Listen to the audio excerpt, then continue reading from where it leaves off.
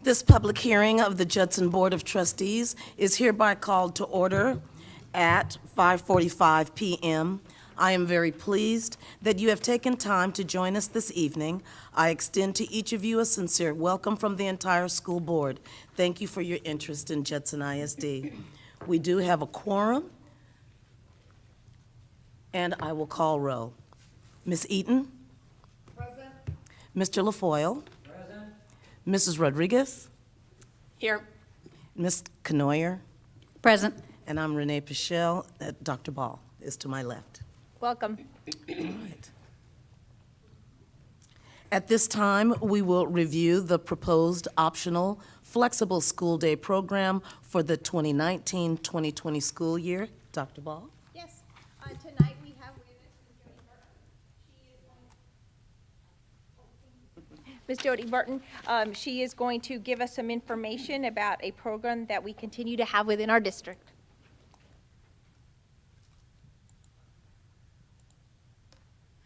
I want to thank you for inviting me for this evening.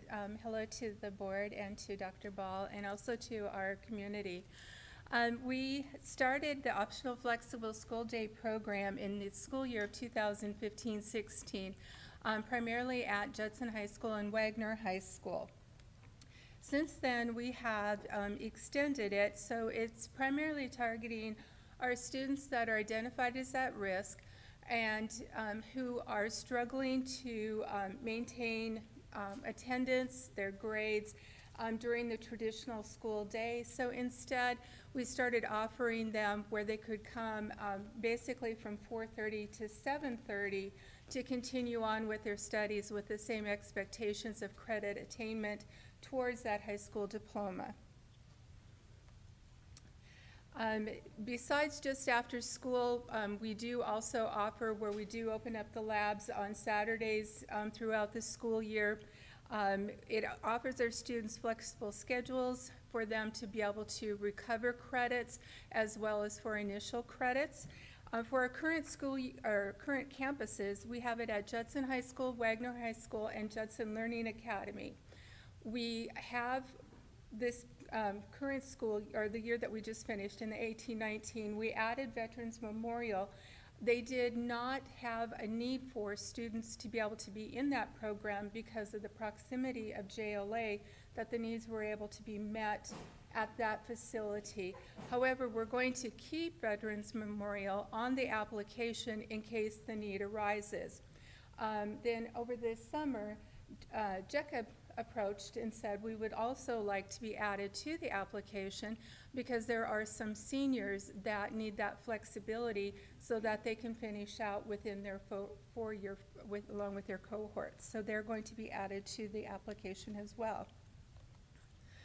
As far as staff needs, at our traditional campuses for Judson High School and Wagner, and then veterans if they do need it, usually the way we're running it is, like I said, is after school from 4:30 to 7:30. As far as supplemental pay, it's being funded through State Comp Ed, and I put down during the school year how much Judson has spent for this past year, how much Wagner, they're very comparable. And then we also offered it during the month of June, which coincided with our summer school program, and how much the cost for supplemental pay. So it was just under $43,000 in supplemental pay in order to be able to run the program.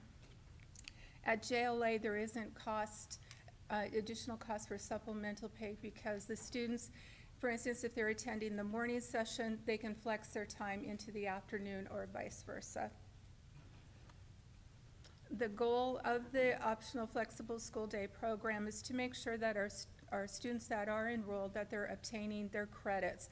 And so something that we very closely watch is to make sure how many students are, as far as our enrollment, how many credits have they earned, whether through its initial credit or credit recovery, and the number of students that have graduated.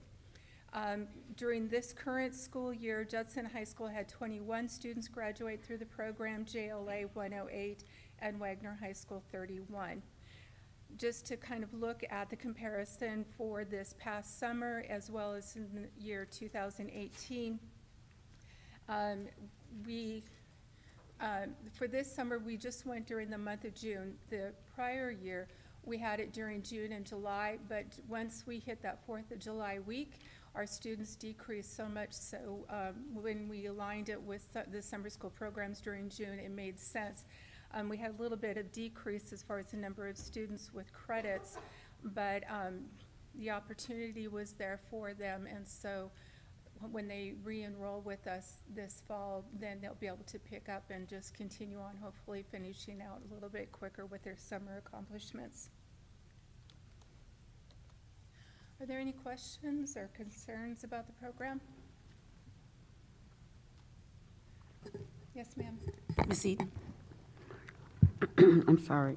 Why are there so many from JLA? Because of how the program and the way the state looks at an optional flexible program, JLA is considered an optional program.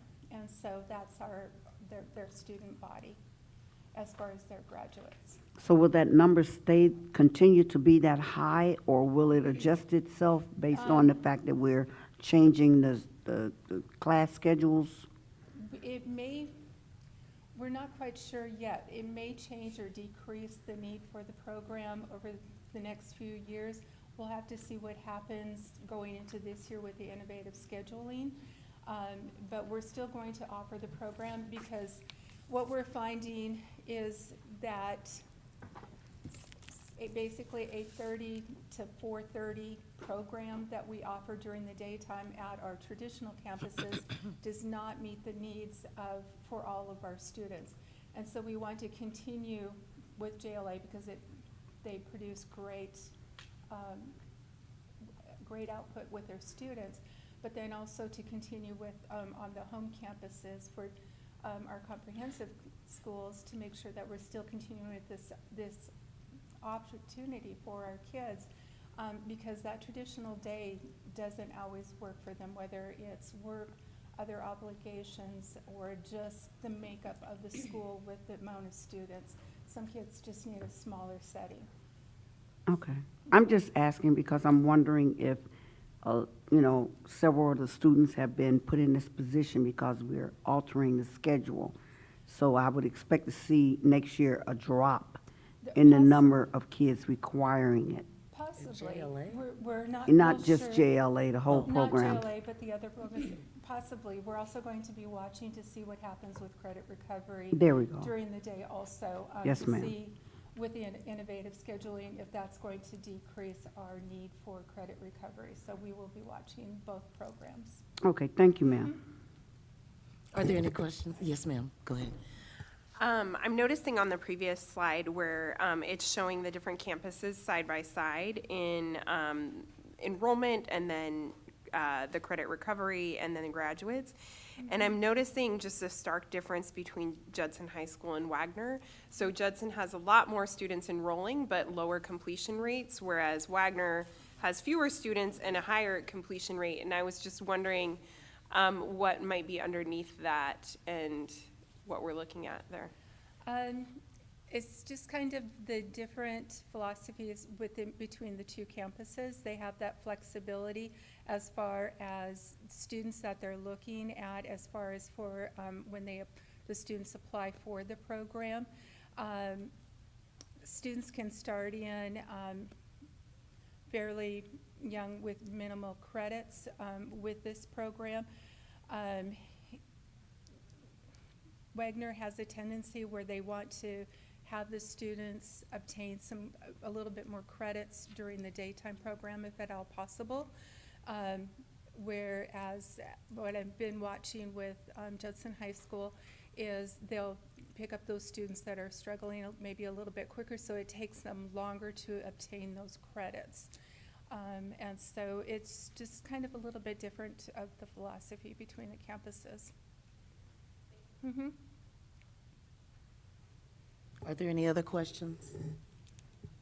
Thank you. You're welcome.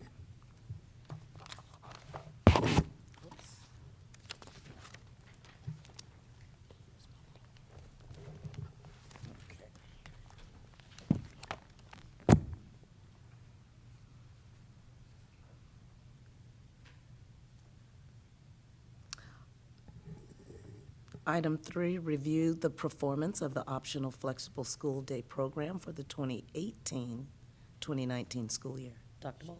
Yes, she did that combined. She did both of them. Okay, I was wondering what. Well, if there's nothing else, then this meeting is adjourned at 5:55.